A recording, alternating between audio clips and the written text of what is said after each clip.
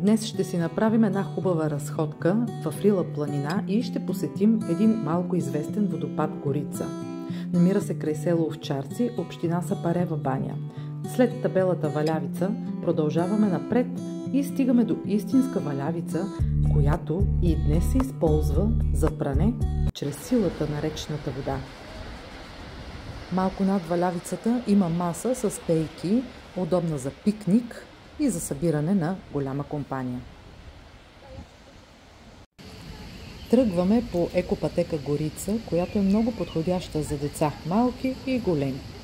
След 15 на минути горски преход стигаме до шумящия водопад, който носи със себе си легендата за красивата девойка Горица.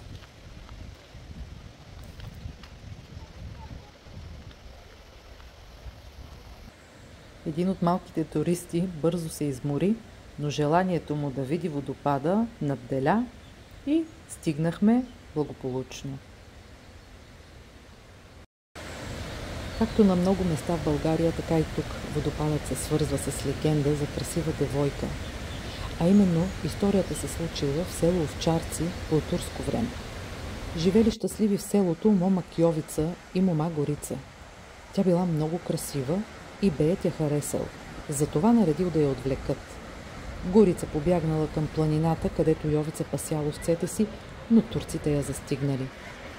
За да не попадне в ръцете им, Горица се хвърлила в реката от високата скала.